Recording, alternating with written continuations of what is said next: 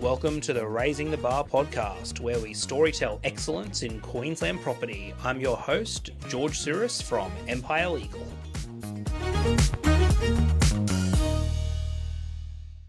All right, guys, the Raising the Bar podcast. So we've got Kosma Comino from LJ Hooker, Mount Gravatt / Sunnybank Hills. Yeah, property partners, but it's two locations, Mount Gravatt and Sunnybank Hills. Yeah, you're basically based out of Mount Gravatt now. Correct. I'm based there. Yep. So look, fun fact, Kos and I have known each other since we were 17, Yeah, 18. 16, 17, 18. Something like that. Yep. Fun fact, our families are from the same Greek island. The best island. Shout out to Kithida. All these other Greeks don't know. They give us a hard time, hey? Yeah. The Kithirians cop it. We cop it because we're stingy, so... Well, that's the stereotype anyway. Kithirian cocktail. Yeah. If you know, you know.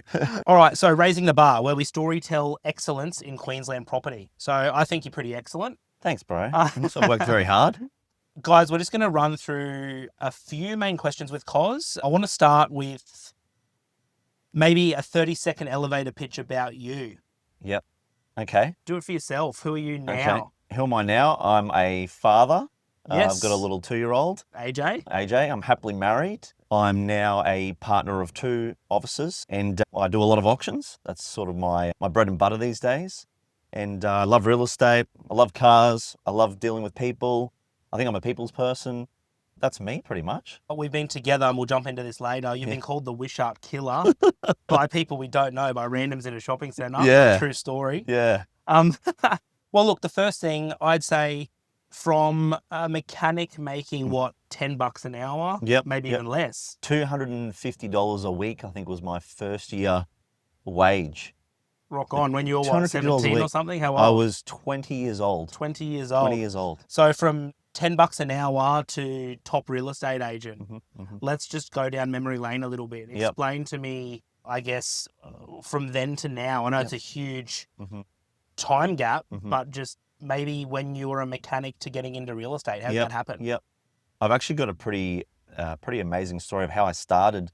So I was a mechanic and I loved cars, and I thought being a mechanic would increase my passion with cars, but obviously working long hours, miserable hours, getting paid a minimum wage, it killed my passion being a mechanic. Did you say cars. $250 a week? $250 a week. A week? Yeah, So you're not living a day, a week. You're living at mum and dad's. Living at mum and You dad's. barely even eat for $250. I was spending all my money every week on smoko. So I was working to pay for my smoko lunches. Wow. Yeah. And I still remember it to this day, and I tell everyone this story. I was test driving a car. I was qualified. I did my 4 years. I was test driving a car around West End. Yep. And I thought, man, I'm over this shit. I was driving a van. I'm like, I'm over this shit. Sick of working long hours. And I think it was winter, and my hands were all bleeding from, trying to fix cars. And I thought, I've got to do something else. I've got to do something different. And my uncle was in real estate at the time, who had done very well. Yep. And I thought, you know what? I just popped into my head, I'm going to leave being a mechanic and I'm going to be a real estate agent. And I knew nothing about real estate. And I drove the car up into the workshop, ripped the handbrake up, walked out and saw my boss and said, I'm leaving. I'm going to be a real estate agent. What, off no counsel? You haven't spoken to your uncle, you haven't thought about it. Nothing. You're like, it wasn't like, you should definitely go and do this, Kos. You're just nothing. like, I'm going to be an agent. Nothing. I knew nothing about it. Yeah. The only thing that I did slightly know was we had a client who we used to fix a lot of his cars, and he had Porsches, Ferraris, and I love those types of cars. Don't we all? And I built a bit of a relationship with him, and I thought, oh man, he seems like he's doing really well, and he's a really nice guy, and he's a bit of a people's person. I'm sick of working behind these bonnets, dealing with, engines. I want to go and talk to people. I want to deal with people. So I thought, I could see myself doing what he does, even though I didn't know what the process of being a real estate agent was. So I remember it, and I thought my boss was going to give me a bit of kickback, and because he only just got me qualified. Yeah. And he goes, "No, get out of here. Go and do what you want to do. Do what makes you happy." Wow, so that was a bit of backing. So it was good. Yeah. And then I've gone into real estate. And then obviously you're at LJ. Is that where you started? No, so were you at a different office first? I was at a different office. Yep. I was there for about a month, and when I went there, I didn't click with a lot of the guys there just because they were a lot older. Yeah, okay. They were in a different point in their career. They were all like semi-retired. Yeah. It was a very small boutique brand. I won't say the brand or the business to name. be honest, I actually have no idea. Yeah, I always thought you were at LJ. Yeah, everyone thought I was at LJ Hooker. So I was there, never sold anything while I was there because I was there for like a month and a half, whatever it was. And then I did a little bit more research while I was there. Like I want to be a top performer. Yes. I need to be surrounded by top agents, a top office. Did a bit of research and saw that LJ Hooker Sunnybank Hills at the time was the number one LJ Hooker office in the country. And there was 80 staff. And I thought, wow, I need to maybe go and have a look at that office and delve a bit deeper because I can see there's more winners there. Yeah. Okay. And I wanted to be a winner. Yeah. And I guess like attracts like, doesn't it? Mm-hmm. Like exactly. We work with a lot of real estate agents at Empire Legal, obviously. And I've noticed that these killers, these top performing agents, they seem to bring other guys in that are also cut from the same cloth. Yep. Correct. And I didn't want to be the top performer there, like, straight off the bat. Not that I was going to be straight off the bat, but I could see that I didn't have to do that much business to be a top performer there. So I thought I'm going to get limited and I'm going to spend all this time and effort building a business there and then I might end up moving. So I thought I need to make that plunge early on because to make that plunge later on when you've established, it's very hard. It's like turning a big ship. It takes a lot more time and effort. So did you then get put with like a mentor? So I went and approached the office. I spoke to one of the guys there who was my mentor. Yep. Still is my mentor / business partner. And as soon as I walked in the doors, I go, I have to be here. This is incredible. Yep. And I did pick a lot of brains there, like a lot of other agents that had done really well and still are there that do really well. And I felt comfortable there. Yep. And I could see there was a process. How many years have you been there? It's 10 years now. Just hit 10 years. A decade. A decade. It feels like I've been there for 20 years. Maybe you've aged a little bit, man. You would have done probably the amount of hours of 20 years worth of work in 10 years. Yeah, correct. I thought it was ironic before when you said, I'm working all these hours as a mechanic. I mean, man, you probably do more hours now as a real estate agent. Not now, but when I started, I was doing more hours, definitely. I was working 7 days a week. Yeah. I was working like a dog from like 8 till 10. I've never seen a guy's phone ring so much. Oh, man, I just... Like, even socially, we'd be out doing something on a weeknight or whatever, and then as your phone's going, I'm like, man, what's going on? It doesn't stop. My son has seen me so much answering the phone that he walks around and pretend he's on the phone as well. It's pretending he's talking to someone. He doesn't know who he's talking to. Future real estate agent. Yeah. All right, well, next question then. I guess the whole reason of having you on for this particular episode, which I probably should have signposted at the start, is suburb expert. Like the whole point of this show is storytelling excellence in property, right? In real estate. For you, when I thought about some guests that I wanted to get on the show, I know we've been talking about this for, man, over a year at least. I've had this idea in my head to get this off the ground. And thanks for being patient with me because we tried a few times. It just wasn't the right timing. That's okay. And I think of a suburb or an area specialist and I just think of Kos Comino. Yep. I do. I think of you. Yep. So, I mean, did you choose to be a suburb specialist or did you just evolve into one? Like, was that ever in your plan? It was from the start. And as I started real estate, I would list a certain amount of properties in different areas, but I always wanted to be an area specialist and I was trained to become one.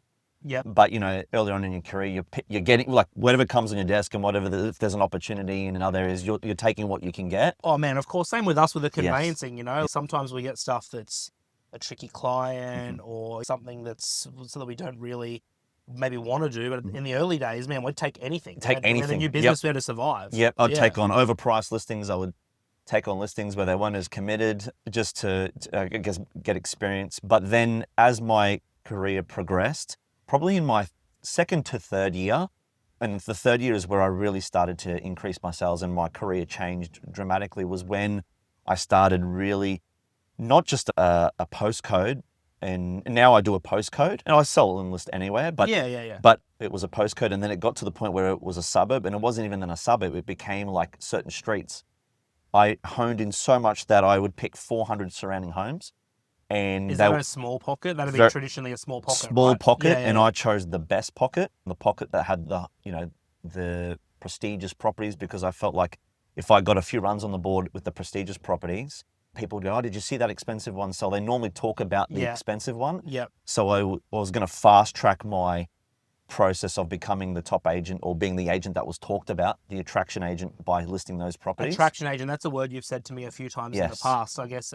So that was part of the plan, right? Yes. And is that based off the mentorship that you received? Yes. Like, Yep. are we taking a stab? Peter Florentos, right? Yep, So we're talking about yep. Flossie. Yep. So he's an attraction agent. Yep. So Yep. basically how he ran his business from the start is how I've copied. Yep. I remember many years ago I went to Eric, and I don't even remember who the agent was. It was an agent that sold along, I think it was New Farm, not Tenerife, Norman Park, along there. What, And riverfront properties. Yeah, riverfront properties. Yeah. And this is 10, 11 years ago. She would pick, she'd have her areas that she looked after, same thing like a postcode, but specifically not just a suburb, but types of properties, which was riverfront properties in this one little section of a suburb, and got the recognition quite quickly. So I copied that. So not only was it from my boss / business partner now, but also from other top agents focusing on an area and becoming an area expert, and then expanding and spreading. Like a disease, you're just spreading. And then, it's hard to then for other agents to get traction as you're spreading and spreading and spreading and becoming bigger. Well, it's funny you say that. You sold my house at Carindale probably, just over 2 years ago now. Yep. And I wanted you to do it. And I knew you were Mr. Wishart, and I actually distinctly remember going, I wonder if he will even do it because it's out of his area. But I mean, we're talking a suburb, 2 suburbs away. Yep. And man, it was awesome. We were going down a different route. I wanted to auction my property, and that's probably a conversation for another day. I want to focus on suburb specialist here. Yep. And I guess you're not sandboxed to that environment, are you? Like you do still sell outside of it's the 4122. Is that is that Wishart? 4122? Yeah. Too many years in conveyancing. I know all the postcodes. But no, like when you start off, you're picking a certain pocket and area, and like I said, you start to spread. So I know Alex Jordan is a perfect example of that. So many years in real estate, had like 10 suburbs, was writing 300,000 gross for years and years and years, and then he basically thought, nope, I'm not going to dilute myself. I'm going to hone into one specific area. Yes. And then, dominated that area, and then started to spread and writes 8, 9, 10 million now. And now he's doing, once again, 5, 10, 15 suburbs. It's exactly what I did. So I took it right down to a small niche, and then now expanded, and now I'm doing all surrounding suburbs. And yeah, and I guess a bit of a different dynamic now as well with the Mount Gravatt office. You're obviously like leading a team, coaching a team, a bit of a different dynamic from, I guess, being a practitioner to now being a leader. It's a whole different set of skills, isn't it? Oh, very different, very different. It's all about you as being the lead agent, and then being a business partner or having a team. You want them to excel too, so you kind of got to lift them up onto a platform and take a step back, and it's hard when you're a control freak. You would know that. Being good at what you do. They're totally different skills. When Abby and I started, we were just, in a spare bedroom. We didn't even have an office. It was just the two of us. And I look now, 7 years down the track, and we got 20 staff, 3 offices. Man, I had a little bit of leadership experience from Apple, but I was never a leader. Like I was a supervisor. I had a group of guys that I'd look after, but I always had like 2, 3, 4 guys above that I could go to for counsel. And then all of a sudden, it's just my business partner and I out in the big bad world. Abby's been doing conveyancing for a long time. She's amazing. She's probably the best conveyancer ever made. But again, I never led a team. So for us, it was just these totally unknown skills. And you see it all the time with people in our world, your world. They might be an absolute killer real estate agent, and then they decide to go and open an office and have a team, and they don't always succeed. No, I mean, I'm not going to name any names, but I can think of some people with profiles that have gone and done it. And you know what? You look at it and you go, you know what? They actually just need to go back to selling. Because they're good at that. Because they're bloody amazing. There's no one better at doing that. But not everyone can lead. It's a whole different ballpark. Yeah. Because being a big agent, you've got to be, once again, you're a control freak. You're normally a bit more dominant, alpha female, alpha male. And then running a team and being an owner, you've got to then, like I said, take a step back. It's very hard to do. Very hard to do. Yeah, it's trust. It's trust. And you've got to have processes, and that's a whole nother rabbit hole we could could dive into. Yeah. I've got something here that I've got to read, Kos. It says, Kos, you're a Kytherian, meaning your family is from the island of Kythera in Greece. Stereotypically, we are bullied by the other Greeks in our community, saying we're tired asses. Would it be fair to say that you are a stereotypical Kytherian? Explain. I'm the opposite. I'm a spender. My wife is not Kytherian. I think maybe I've rubbed off on her, and she's playing the role of the Kytherian in the relationship.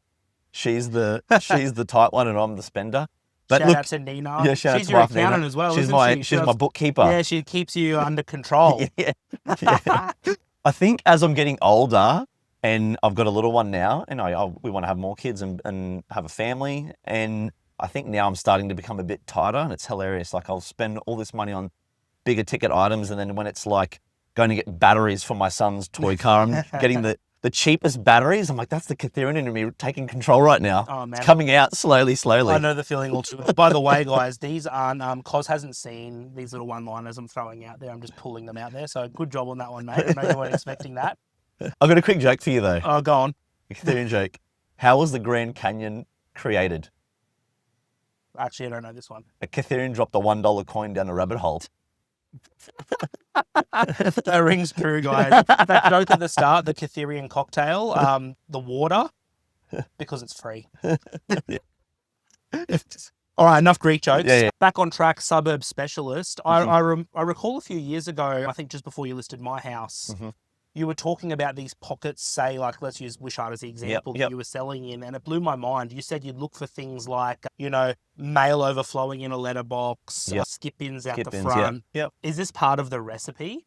Yes, when you're starting off, you'd look at any sign of a potential sale. This is going into hunting mode as a new real estate agent before you become the attraction agent. Well, that's huge, isn't it? I think that's where a lot of agents don't make it because they don't want to do the hunting, the hard yards of the letterbox drops, the cold calls.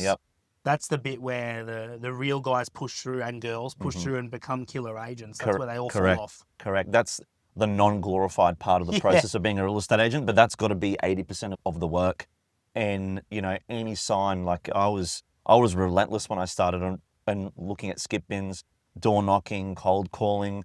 If I heard of someone selling, I would wait at the front of their house till I got to meet them and build a relationship with them. So literally, say you see a skip bin, you literally just get out of your car and just go knock on the door. Go knock on the door, find out, track them down. Like I became a freak with that. Like I would wait, I would do whatever I can to get in front of them and then give them the quick pitch to organise to book an appointment. But any sign, skip bins, speaking to the neighbours, being immersed in that community, I would go and door knock at the start, and it wouldn't be like, hey, do you want to sell? It would build a relationship with them, and then they would always, and where I got a lot of business, they would say, is like, oh, no, we're not selling, but we know around the corner, or our neighbours are thinking of doing something, and then I would pounce. And I got a lot of sales from that old school process from the start. And letterbox drops, right? I know that everyone would know your face in 4122 because you just drop letterbox drops, letterbox drops. So then I guess when you do knock on their door, do you still go and do that? Do you still go and knock on doors? I don't as much now. I don't door knock now unless I've heard of someone selling and I don't have their details. Then I'd go and introduce myself as a soft approach and then go back to sit down and do the business with them if they're looking to do something. So I still do. Okay, but it's a bit of a different dynamic now, isn't it? Because you're an attraction agent, I guess. They'll come to you. They know who you are. They've seen your name in the letterboxes. They've seen your stuff online. Like they know who Kosma Comino is. They see the sold signs. That's the most powerful. It's just, you're trying to get as much data and as much potential sellers as you can by doing this process of honing in. And then once you've collected all the data and you know who's the potential sellers, you're managing them. And then you're growing it and you're growing it and you're growing it to a bigger scale. Yeah, okay. A lot of moving parts. Yeah, a lot. But and as you get busier, then you stop doing that 80% of the work and that drops to 60, 40, 30, but the top agents are still doing 80% of the tough jobs, of the painstaking process of door knocking, on top of doing a lot of business. The reps of Yep. They're the guys that last the test of time. Yep. And they're doing bigger volume, bigger business. Yeah.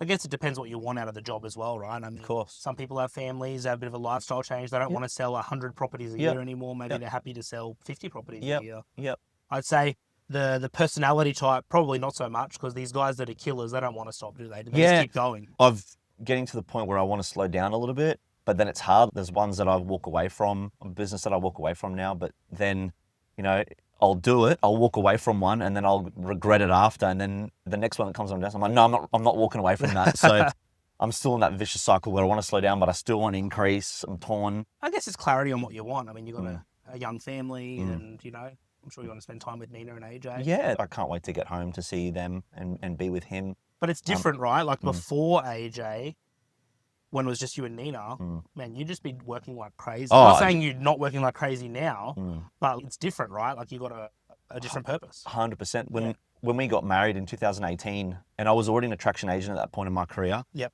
I had enough business. I was doing well. I still wanted to increase.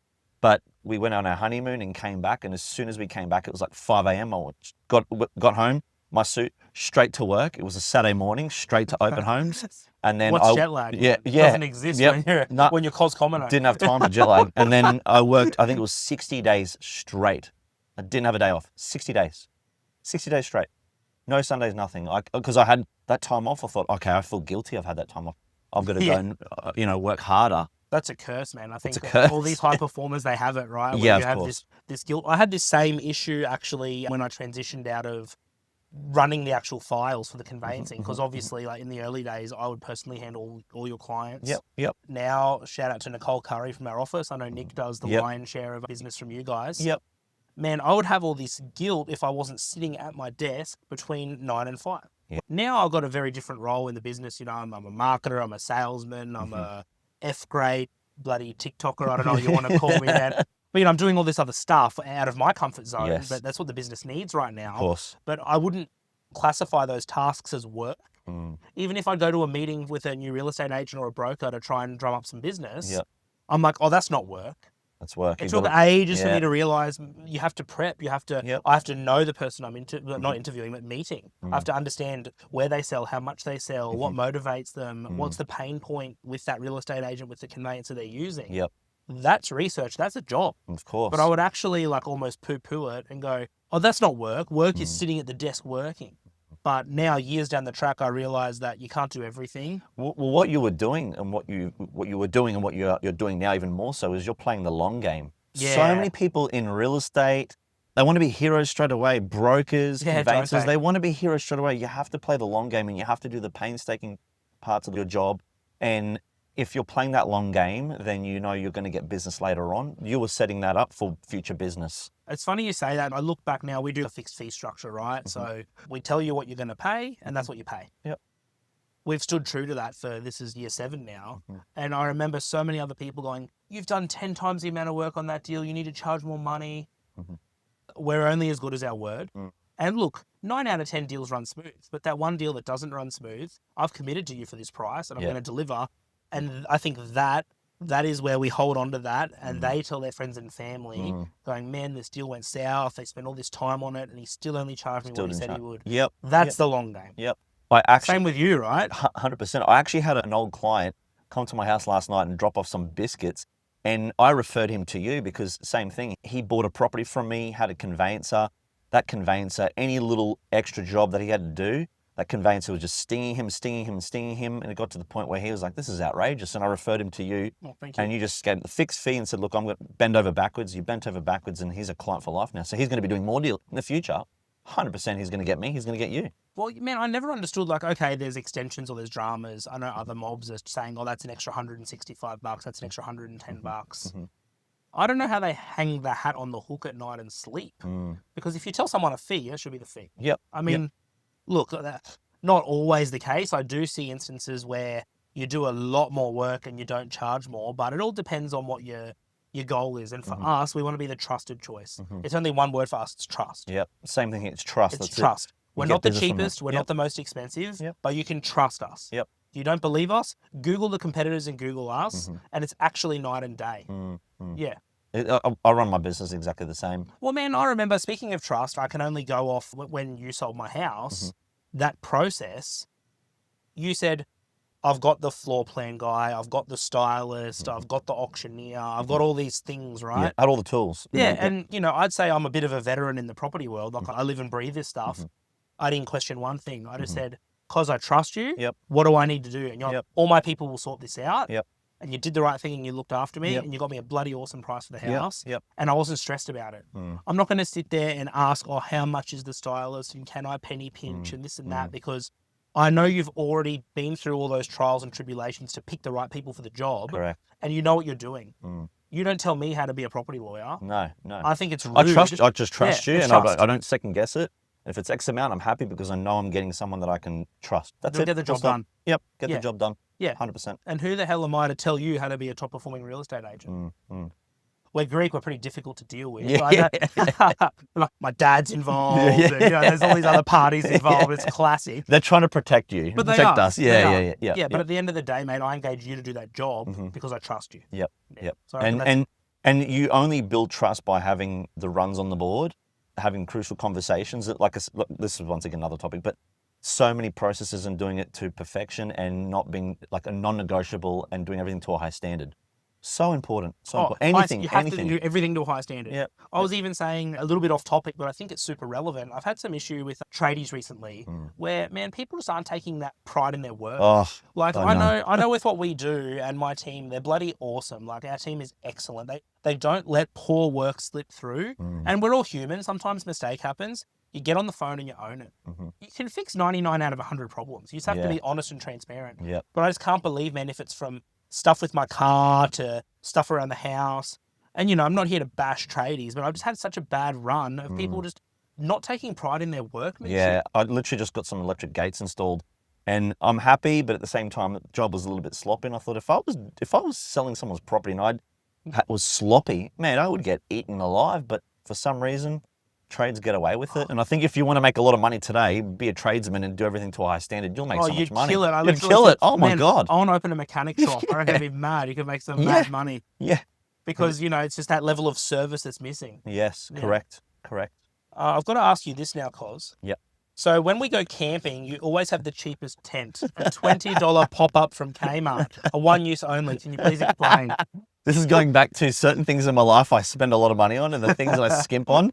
My wife just shakes her head. She's like, you spend so much money on that, but this is really important. I go and I researched the cheapest one. It worked. It only rained a little bit and only got wet a little bit. It was fine though. Yeah, every time brand new tent from Kmart. It's the best. Yeah. Man, look, I think we could chat for hours. I'm just conscious of time. I want to wrap this up. Yep. So we're here to raise the bar. That's the whole point of this. Giving the listeners and the viewers a little bit more context, I truly believe that in my industry, in your industry, in property in general, there's a lot of cowboys. Yes. The government and REIQ are doing a lot to try and make that barrier to entry a little bit higher. Yep. But there's a lot of people that we work with every day that just aren't doing that 5-star service job. Yep. And our goal at Empire is to raise that awareness of people that are doing a good job and those nuggets and those lessons. Yep. So I'm putting you on the spot, but what would be a golden nugget, and you can have a few seconds to think, just to put out to the listeners about Kos Comino, suburb specialist, from $10 an hour mechanic, top performing agent. What would you want to just tell to anyone that might be listening to this, whether they're an agent or just anyone in property? If it's someone that's wanting to get into real estate or someone that's studying at the moment and maybe wanted to change on what they're studying and maybe get into law or something like that, I think that in life you have to, first of all, to become good at something and excel in it, you have to enjoy it and be passionate about it. I was passionate about cars, but then I wasn't, and I became passionate about real estate. And because I'm passionate about real estate, I enjoy it and I want to get better and improve.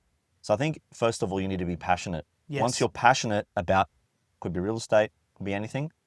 The second thing is getting a good mentor. Like I could have, and I still think about this today, I could have stayed where I was at that other office. Yep. Earning 30 grand a year as a mechanic, maybe at that other office, doubling my income, tripling my income, making 100, 150 grand a year and thinking that I had made it and staying there. Yeah. And not realizing that is not not good enough. So by me moving and getting into a good office and being mentored by someone, that has really changed my life. And I think for anyone else who was me 10 years ago and wants to change their life or get into real estate or get into something that they're passionate about, they need to have a good mentor that can teach you the right thing. Because like you said, in our game, there's cowboys everywhere and it's very easy to be unethical. Yeah. Especially in real estate. It's a bit harder in law. They'll catch you if you're correct. You're a lawyer, You still can. But in real exist. estate, it's very, very easy. I've been offered bribes on the side. Really? Yes. I won't go into the story, No. but one specific listing I was. Yeah. And I stayed true to myself. I've been brought up the right way, I believe, from my parents to do the right thing. And that one deal could have destroyed now the next 10 years of hard work. So I think... Yeah, your career. Your livelihood, your reputation. Yep, The reputation. Trust. You'd have no trust. No trust. If you're the guy taking bribes on the side, there's no trust there. Game over. Yes, And if that leaks. Yeah, I know personally, I'm not going to say names as well, but big agents who have taken bribes and now are not big agents anymore because, the marketplace hears about that and the trust is gone. Talk. So being passionate about what you do and then having a mentor and just doing the right thing.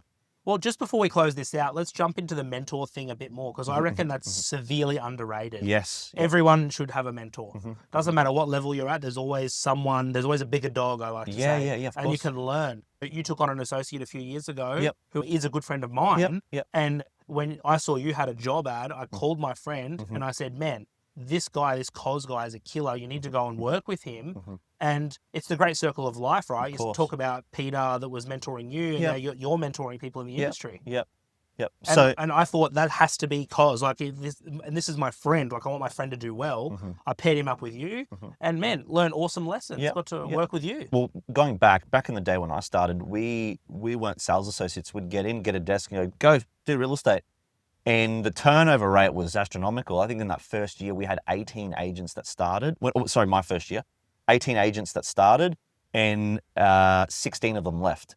2 stayed, and 2 made it, myself and one other agent. Not even 10%. Yeah, not even 10%.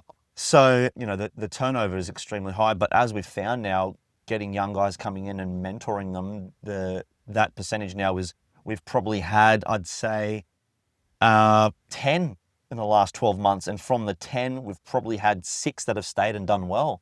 Night and day. Night and day. The retention rate's a lot higher. A lot higher. Well, because they're feeling valued, they're learning, well, they've got a path. They've got a bit more purpose, as in they've got a process with the bigger agent, and they've got a purpose where they're following that agent, whereas going out on your own straight away, you don't know what you're doing, you're making mistakes, and you're not getting as many runs on the board. Like being a sales associate with a big agent, you're getting lots of runs on the board because that big agent's selling a lot. So you're a part of that process. So you're busy and you're learning at a rapid pace. But I think that's so important. I'm telling you right now, if I didn't move office or have a mentor, I would not be in the position I am today. I say this to my wife all the time. I said, financially we're doing all right, but I probably wouldn't own a property. I'd probably be renting, and I'd probably never own a property. So now I own multiple properties because of that mentorship and guidance and being in the right place. Full stop. You can pay for your smoko. Can pay for my smoko. Thanks, guys. Kos Comino. Thanks for tuning in. Thanks, Georgie.